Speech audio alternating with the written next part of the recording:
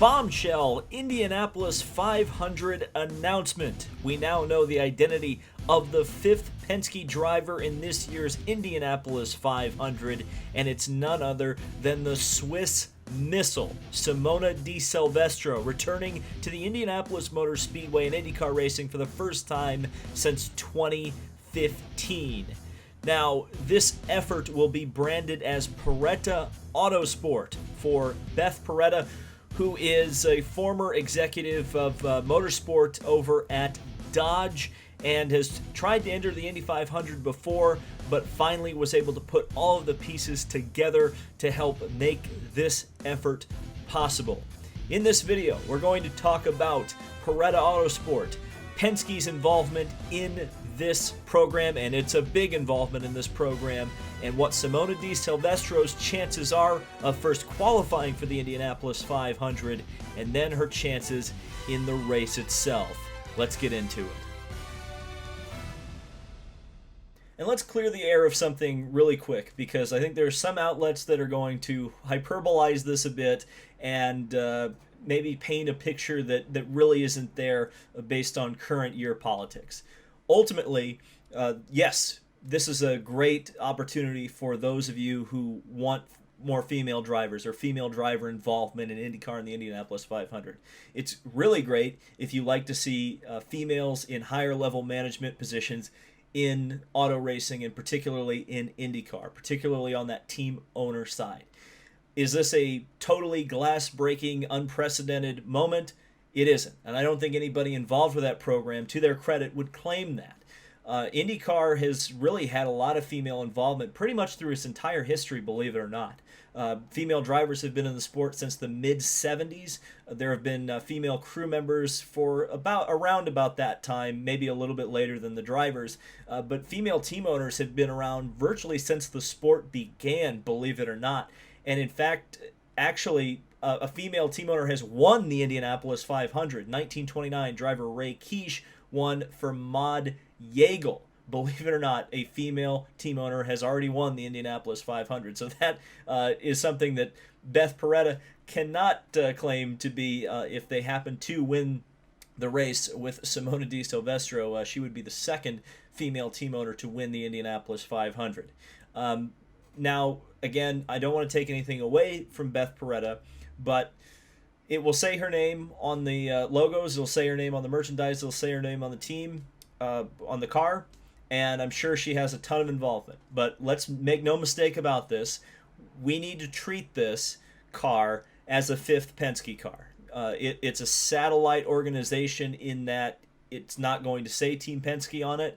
But this car is coming out of North Carolina. This car was in the Penske shop. My understanding is it's currently out of the door and going to get painted as we speak. But this is a car that will be prepared just as well as the car that, say, Joseph Newgarden or Scott McLaughlin will have. And we need to treat it as such.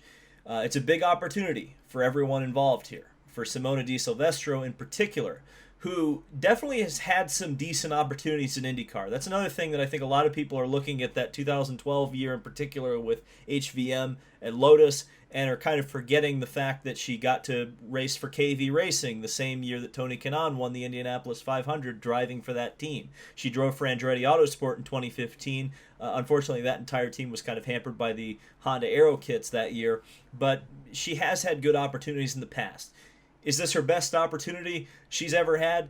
100%. And I'm not going to argue that. And I think Simona is definitely an interesting choice here. And it's one of those things that we're going to have to go into more detail about, because I do think in some ways Simona hasn't necessarily proven that she's a great oval track driver. But again, I wonder how much of that comes down to feedback, data, teammates, so many things that maybe she doesn't have access to. And we also have to, of course, taper the expectation a little bit here. Despite the fact that it's a Penske entry, this is an Indy 500 only Penske entry. Currently, they are planning on entering more races eventually. Paretta was very bullish on the fact that they want to continue this program into 2022 and maybe become a full-time team. And from that respect, I think Simona's a great driver to start working with. But 2021 is definitely an uphill battle in a lot of respects for this team. So again, it hasn't been confirmed officially yet, but I should say at this point that I have reached out to Juncos Racing, and while they didn't specifically give me a no comment, they left me on red, so I'm 99.95% sure that I'm right in claiming that the car that they're using and the equipment has been leased from Juncos Racing. I've heard that from very credible sources, so I'm willing to report that. I reported that yesterday. That's the car they're using. So when we're talking about the entry list for the Indianapolis 500, it's not going to change quite that much, or as much as maybe you might think a fifth Penske entry would do, because it does mean that Juncos Racing is probably not going to enter car this year. That this entry essentially takes that spot because, of course, they're using their equipment and their car for it. Why they did that is still a bit of a head scratcher to me. I guess it's just a ready-made team, a ready-to-go team, and the chassis is also plumbed for a Chevrolet motor. So it may have been easier than potentially Roger allocating one of his backup cars to this effort. Though I feel like they're probably not light on chassis at Penske, but whatever. We're getting out into the weeds. So Beth Paretta has tried to do this before. I mentioned that in the intro. She tried to enter the 2016 Indy 500 with an effort called Paretta Autosport, which at the time she was trying to sell the idea of a truly all-female team. I think even they were looking at like crew members and engineers to be female. That didn't end up happening. It wasn't necessarily fault of her per se. I think they had a deal with KV Racing, and that ultimately fell through for whatever reason. We're not really sure why. I do think they did have some funding issues, which ultimately caused the program to cease. And this one, it should be mentioned, right now they don't have any sponsors announced. I think that there's this. Let me put it this way: this entry will make the grid. I mean, Roger Penske is backing this, so it's definitely going to happen. There's no doubt about it. So that's a good thing from that perspective. Simona de Silvestro. This is one that I've thought about quite a bit. And actually, when I first heard, it was probably a month and a half ago, and I'm so stupid that I didn't believe my source when he said to me, yeah, it's probably going to be a female. And I'm like, come on, there's not anybody qualified. I'm like, Danica would be, if you're looking at Indy 500 entry, you're going to put good equipment out there. Who's really got the oval chops to go out there and really do that? And Danica's retired. And I'm like, okay, well, Catherine Legg, maybe, especially if Jackie Heinrecher was involved, which, by the way, she isn't. And we need to talk about that a little bit later when we're talking about like the entry list for the 500. Then you think about Pippa Mann, and credit to Pippa. I'm definitely not a Pippa hater, but at the same time, do you really consider Pippa Mann someone who's going to, get into a Penske car and drive it to its absolute limit, or be able to maybe get it to that point? No. Simona, while I think if this was a true road racing operation, which it may well eventually be if they go full time and Simona ends up being the driver, I was like, yeah, okay, Indy 500 only, especially with the lack of testing. Obviously, I think there's still a preseason or a pre-Indy 500 test scheduled, though I think that could be canceled or moved back or just corona'd at some point. But with only a week of practice these days with the Indy 500, and really you don't get Monday now because of the Grand Prix, so really you have 4 days, it's going to be tough. I mean, Simona is a great race car driver, I think. Is she a great oval track driver? That, I think, remains to be seen. She hasn't shown me a whole lot on the oval tracks, especially looking at like 2013, for example. Again, Kanaan won the race. She wasn't really ever in the hunt. And so things like that, make me a little bit nervous when looking at this entry and looking at how Team Penske themselves performed last year, particularly in qualifying, because as we know, there are no locked-in spots in the Indianapolis 500. And by the way, if you're one of those people who's complaining about this, it's not like they gave them a guaranteed spot or something. I think there would be a real legitimate argument that there's special treatment here if that wasn't the case, but it's not. So, I'm projecting that there's going to be anywhere between 35 and 37 entries at this year's Indianapolis 500.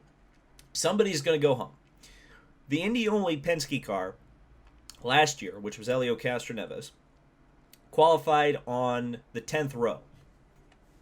It stands to reason that, and I think even Simona would probably admit this, Helio Castroneves is a more accomplished oval racer, particularly at the Indianapolis 500, than she is. And he struggled to get that car past the 10th row of the grid. So if they miss, or if Penske misses this setup a little bit, I think it stands to reason that Simona would probably be the slowest of the 5 cars. And therefore, if you've got, say, Newgarden on row 9, Simona may be bumped.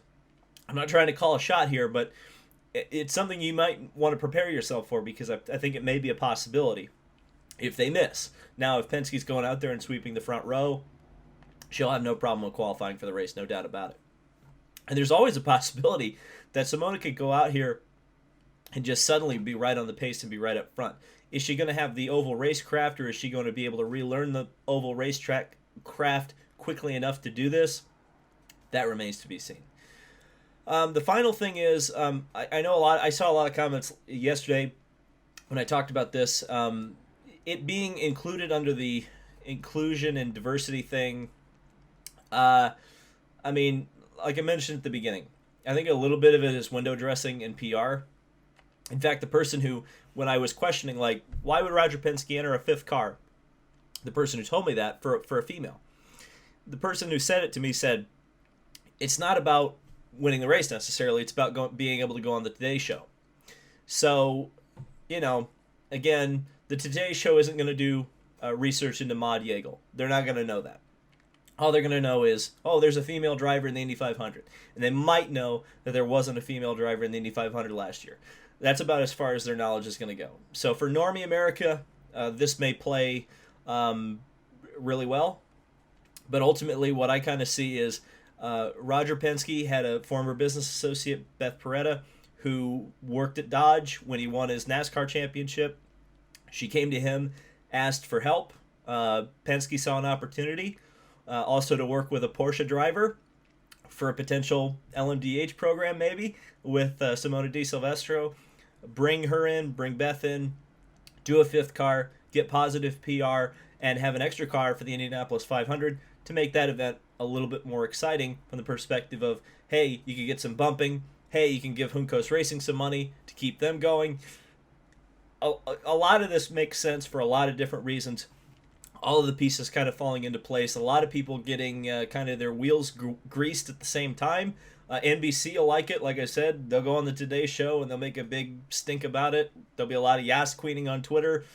And but ultimately, the thing that's going to really matter is what's on track. And I do have my doubts about Simona de Silvestro, and it's not that I don't think she's a good driver.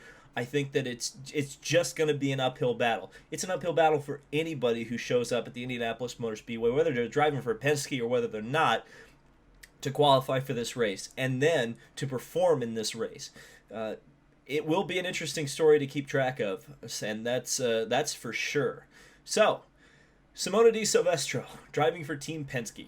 If 2020 couldn't get any weirder, 2021 is certainly proving that there are still some surprises in store. Let me know what you think of this down in the comments section below.